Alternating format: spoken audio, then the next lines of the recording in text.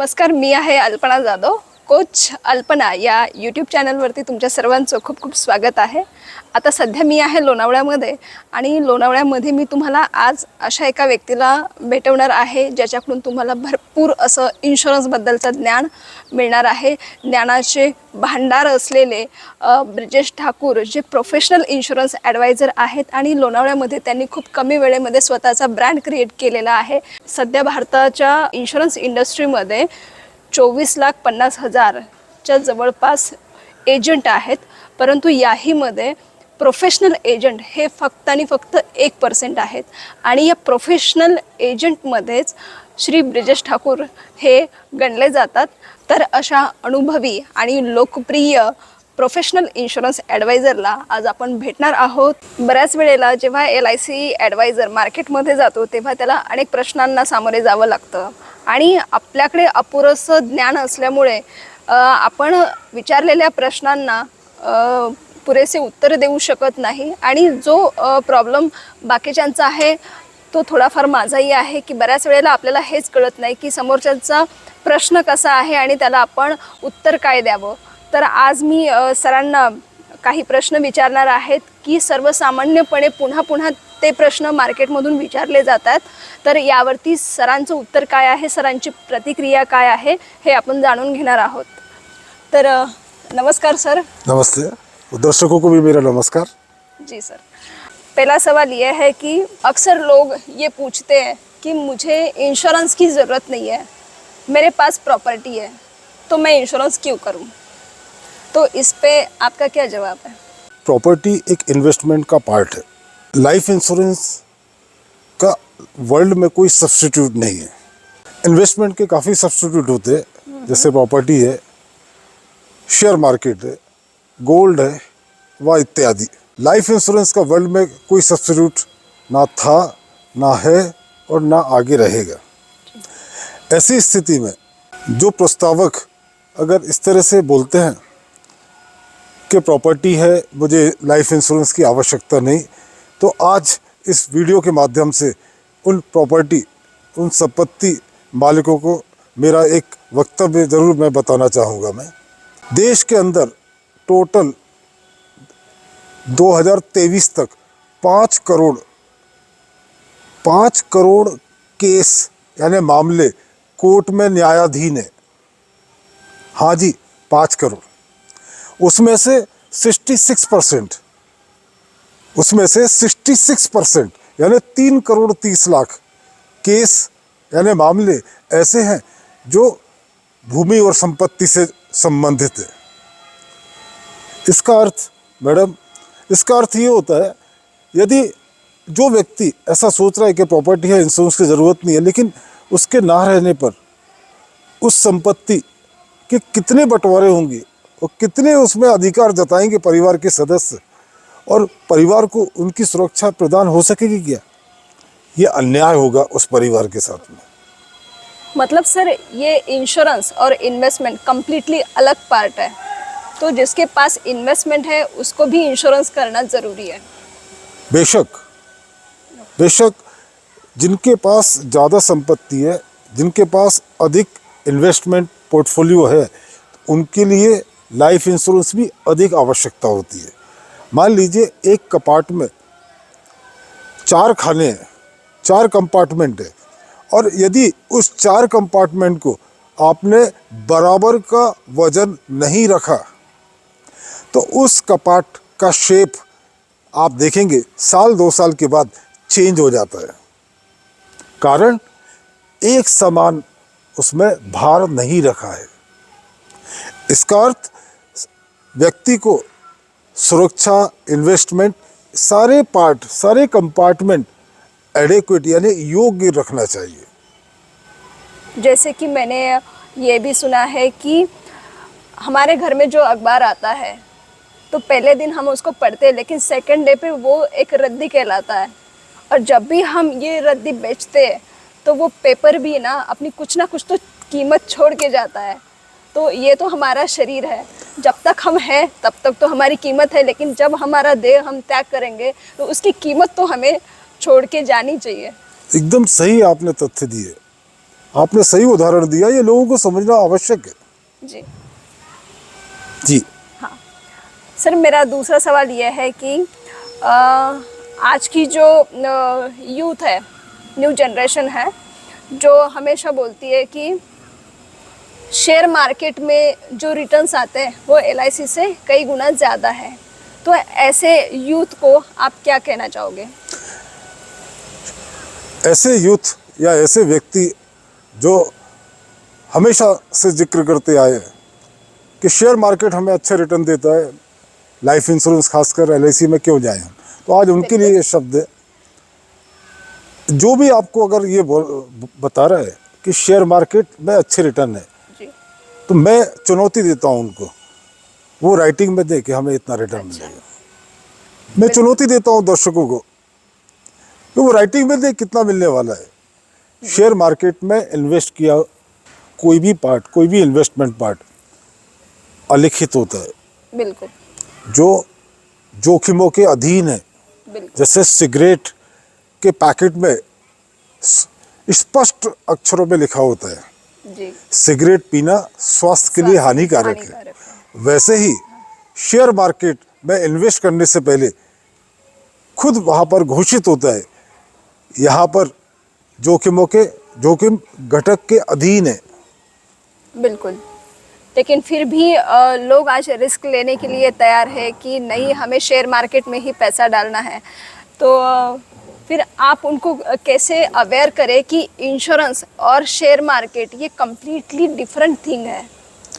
जी madam, यहाँ पर मैं बताना चाहूँगा मैं अपने दर्शकों को कि यदि आपका इन्वेस्टमेंट डेप्ट की तरफ यानी गारंटेड रिटर्न की तरफ फुल फिलअप हो गया है, आपके परिवार की सुरक्षा को लेकर आपने लाइफ इंश्योरेंस फुल फिलअप कर चुके हैं और आपका इनकम अभी ओवरफ्लो हो रहा है, तो आप उस पैसे से, उस धन से आप रिस्क में प्ले कर सकते हैं। बिल्कुल।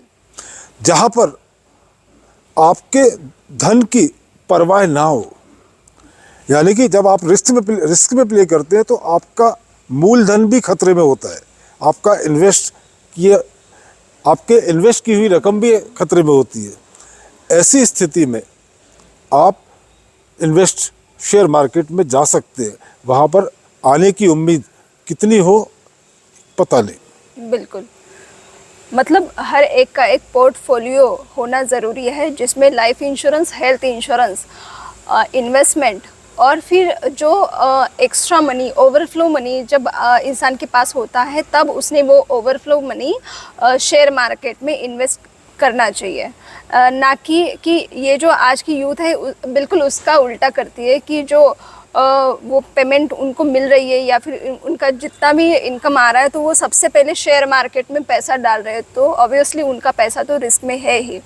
और इसकी वजह से जैसे शेयर मार्केट नीचे आता है तो वो बहुत ज़्यादा फ्रस्ट्रेशन में आ जाते हैं और उनको मतलब किसी भी इन्वेस्टमेंट पे उनका ही भरोसा रहता नहीं है कि ये भी नहीं है, वो भी नहीं है, और वो कहीं पे भी इन्वेस्टमेंट करते नहीं, ना इंश्योरेंस है ना इन्वेस्टमेंट है, तो ये बहुत ही गलत बात है। सर, मेरा एक तीसरा सवाल है कि प्राइवेट इंश्योरेंस कंपनी और LIC के जो प्रीमियम है, एक्चुअल में पर्टिकुलरली मैं बोलूँ तो टर्म इंश्योरेंस ये जो प्लान है, LIC का प्लान प्राइवेट कंपनी से थोड़ा सा महंगा है, तो उसके ऊपर आप क्या बताओगे?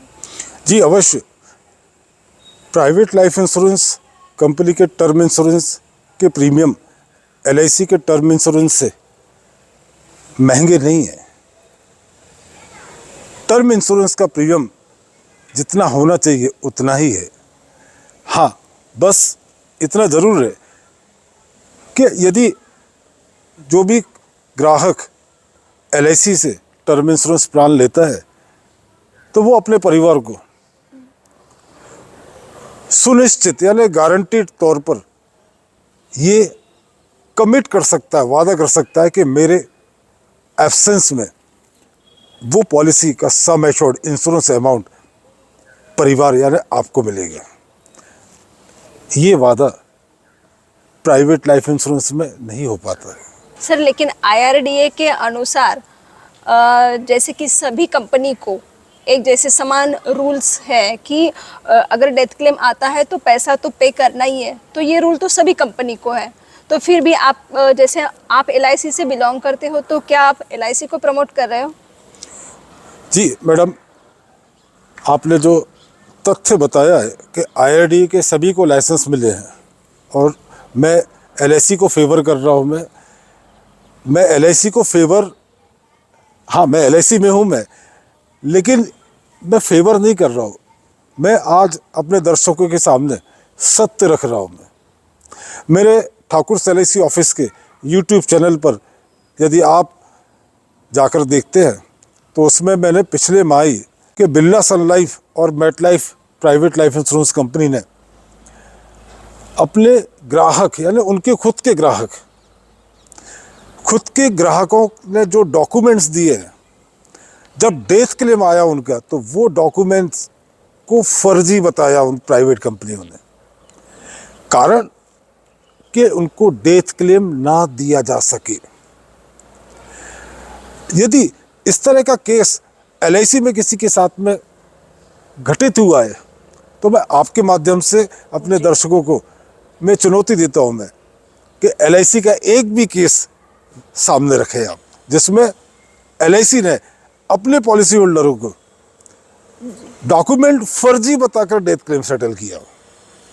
नहीं, अभी तक तो कोई भी न्यूज़पेपर में LIC के खिलाफ कोई मतलब न्यूज़ आई ही नहीं है। लेकिन प्राइवेट कंपनी के बहुत सारी कंपनियों के नाम हम जो न्यूज़पेपर है वहाँ पे तो हमेशा पढ़ते ही रहते हैं। तो लेकिन फिर भी हम खुलेआम हम बता रहे दर्शकों को, अगर आपको LIC के खिलाफ ऐसी कोई भी न्यूज़ मिल रही है तो ज़रूर हमें वो पेपर का कटिंग प्लीज़ कमेंट बॉक्स में शेयर कीजिएगा, क्योंकि हम आगे उस पर कुछ रिसर्च करके उसके ऊपर भी वीडियो बनाएंगे। Thank you sir. लेकिन और एक क्वेश्चन है मेरा जी, जो पिछले साल 2023 में ये सवाल बहुत ज़्यादा उठाया गया, तो वो सवाल है कि हमारे जो पंतप्रधान है मोदी जी, कि उन्होंने LIC को बेचा है या फिर बेचने वाले हैं, क्योंकि बेचा तो नहीं है अभी तक, पहले भी नहीं बेचा था, लेकिन फिर भी ये सवाल बहुत ज़्यादा पूरे इंडिया में, मतलब जो पढ़े लिखे लोग हैं वो भी यही बात करते हैं कि मोदी ने LIC को बेचा है। तो इसके ऊपर आपकी क्या प्रतिक्रिया है? मैडम, इस पर प्रतिक्रिया मेरी एक ही है कि मेरी हंसी रुकती नहीं ऐसे सवालों पर जी। क्योंकि ये एक ऐसा झूठ है ना जिसके हाथ है ना पैर है। अब इस झूठ पर मैं अपना तथ्य क्या रखूं? मैं देश के फाइनेंस मिनिस्टर निर्मला सीतारमण जी, उन्होंने संसद में घोषणा की है कि life insurance corporation of India ने LIC पूरी तरह से स्वामित्व भारत सरकार है, यानी सोवरेन गारंटी है उसकी। तो वो सोवरेन गारंटी के तहत भारत सरकार ही स्वामी है, बेचा नहीं गया है। ये मैं नहीं बोल रहा हूँ, मैं हमारे देश के फाइनेंस मिनिस्टर संसद में घोषणा कर चुके हैं। ये बेचना मतलब क्या कि लास्ट टाइम LIC का IPO लॉन्च हुआ है और वो LIC के शेयर्स जो मार्केट में आए हैं तो उसको हम बेचना बोल रहे हैं कि LIC को बेचा गया है। तो जैसे हम LIC को गवर्नमेंट का बोलते हैं कि LIC गवर्नमेंट की है, तो वैसे हम SBI को भी गवर्नमेंट बोलते हैं। तो क्या SBI के बारे में आप बोलना चाहोगे? अवश्य, मैं ये शब्द बोलने ही वाला था कि आपने खुद जिक्र कर लिया है। देखिए, लोगों का तथ्य, लोगों की चर्चाएं हैं आज, क्योंकि लोगों के मुंह पर ताला तो नहीं लगा सकता कोई कि LIC को बेच दिया है, LIC को पूरी तरह से बर्बाद कर दिया है, वगैरह वगैरह अन्य तरह के प्रश्न। LIC को प्राइवेटाइजेशन कर दिया है, ऐसे सवाल भी आए थे। तो मित्रों, यहाँ पर मैं आपको एक तथ्य देना चाहूँगा कि LIC 2022 में LIC का लिस्टिंग हुआ है। शेयर मार्केट में लिस्टिंग अभी तक हुआ नहीं था, अभी तक मतलब 2022 तक। तो पहली बार LIC का लिस्टिंग शेयर मार्केट में हुआ है और जो LIC की टोटल वैल्यू थी वो वैल्यू का 3.5% यानी कि 3.5% 3.5% हिस्सा ही LIC ने ओपन यानी शेयर मार्केट में ओपन किया है। बाकी का 96.5% शेयर गवर्नमेंट के पास खुद सुरक्षित है। प्राइवेट कब होता है? 50% से अधिक यानी 51% किसी कंपनी के शेयर अगर सेल किए, बाजार में प्रस्तुत किए, वहां पर प्राइवेटाइजेशन हम बोल सकते हैं कि ऑटोमेटिकली वो हो जाता प्राइवेट है। यस। अब